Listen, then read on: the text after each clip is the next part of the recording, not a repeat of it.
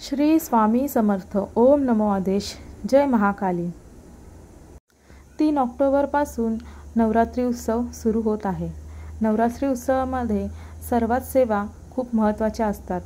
त्याच्यामध्ये अखंड दिवा लावणे असो किंवा मग इतर कुठलेही पठण करणे असो, व्रत वैकल्य करणे असो किंवा जप तप करणे असो.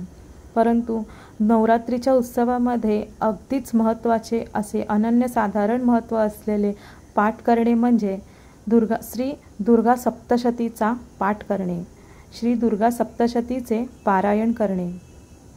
दुर्गा मातेची आई भवानीचे सर्वात महत्त्वाची सेवा करणे म्हणजे दुर्गा सप्तशतीचे पारायण करणे. आपल्या जीवनामध्ये अनेक असे विविध प्रकारचे निरनिराळे समस्या आहेत.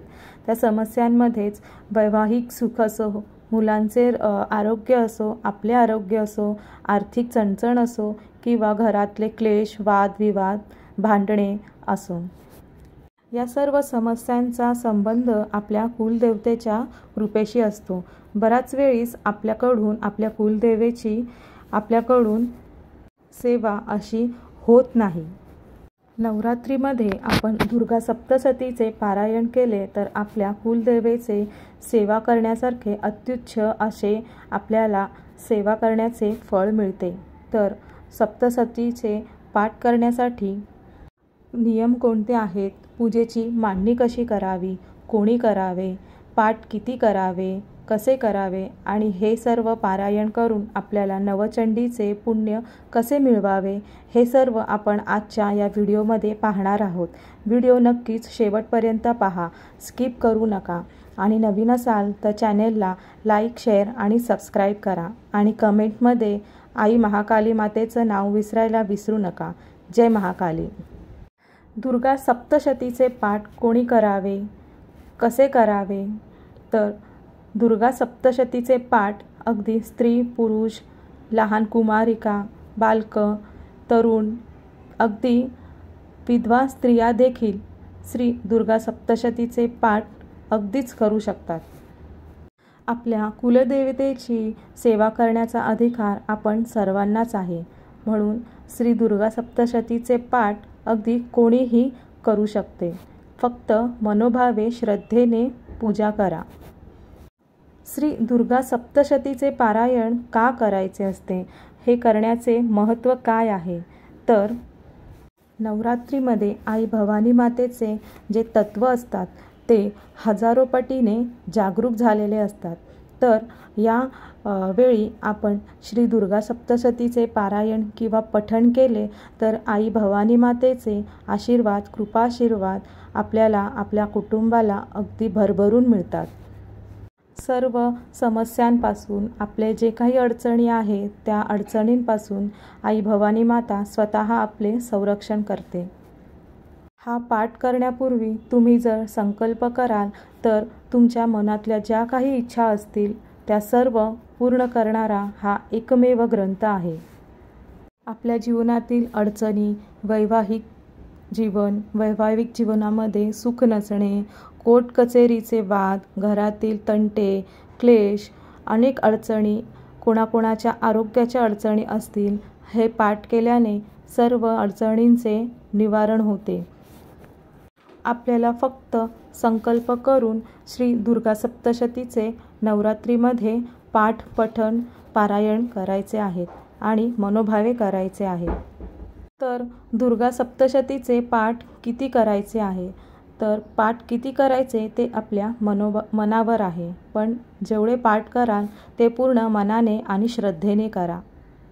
नवरात्रीच्या 9 दिवसांमध्ये जर आपण पूर्ण 14 पाठ केले तर आपण नवचंडी याग केल्याचे आपल्याला पुण्य त्या 9 दिवसांच्या काळामध्ये एक पाठ केल्याने आपल्याला मिळते.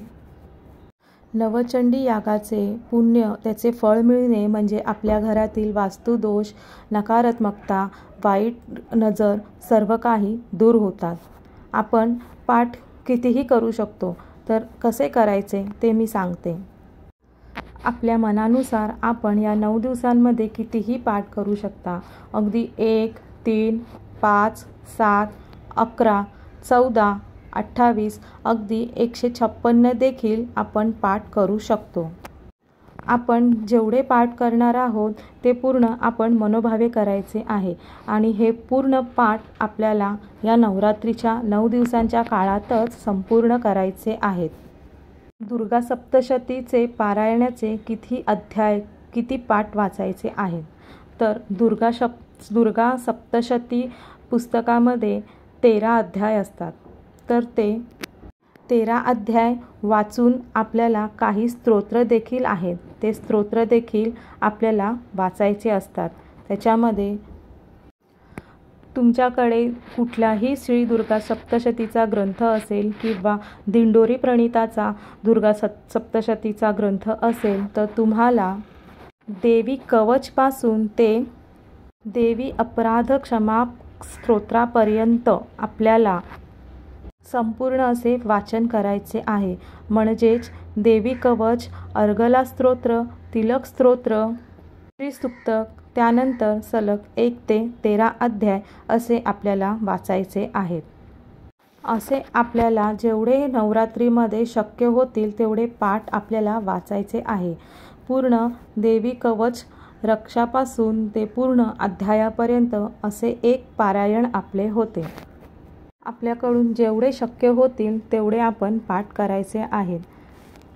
आपले पाठ पूर्ण झाल्यानंतर, आपले पारायण पूर्ण झाल्यानंतर आपल्याला या ग्रंथाची सांगता करायची आहे. ती म्हणजे आपल्याला दसऱ्याच्या दिवशी आपल्याला पारायणाचे उद्यापन करायचे असते.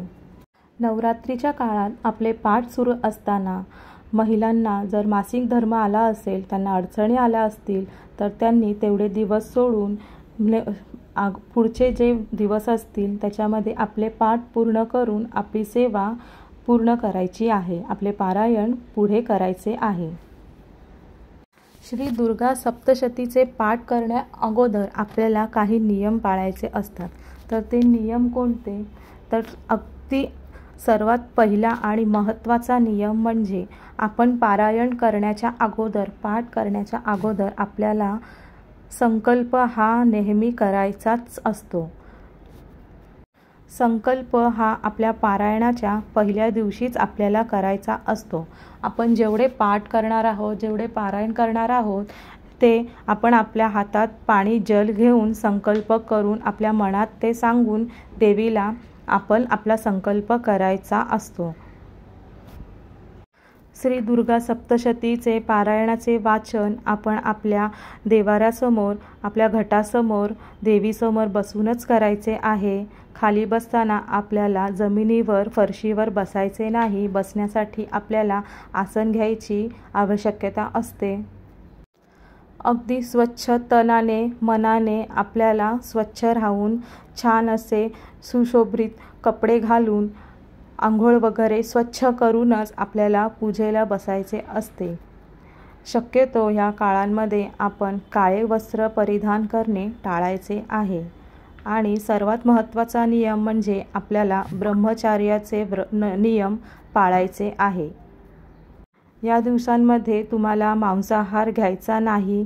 हॉटेलचे बाहेरचे अन्न देखील खायचे नाही. आपल्या घरात जे काही अन्न शिजवलेले असेल तेच आपल्याला अन्न ग्रहण करायचे आहे. त्याच्यामध्ये देखील कांदा लसणाचा जर अन्न नसेल तर फारच उत्तम. पुरुष मंडळी व्रत करण्यासाठी जेव्हा पोथी वाचण्यासाठी बसणार तेव्हा त्यांच्याकडे चामड्याची कुठलीही वस्तू नको आहे. म्हणजे की त्यांच्याकडे पर्स किंवा चामड्याचा पट्टा त्यांनी घातला असेल तर ते घालणं या दिवसांमध्ये टाळा. आणि स्त्रियांनी, सुवासिनी स्त्रिया असतील तर त्यांनी हातामध्ये हिरव्या बांगड्या आणि सुवासिनीचे अलंकार घालूनच देवीची, व्रताची, पूजेची सुरुवात करायची आहे. शक्यतो जमेल तेवढे एकाच बैठकीमध्ये पारायण पूर्ण करायचे प्रयत्न आपण करायचे आहेत. दुर्गा सप्तशतीचे पाठ करणे अगदी सहज सोपे आहे.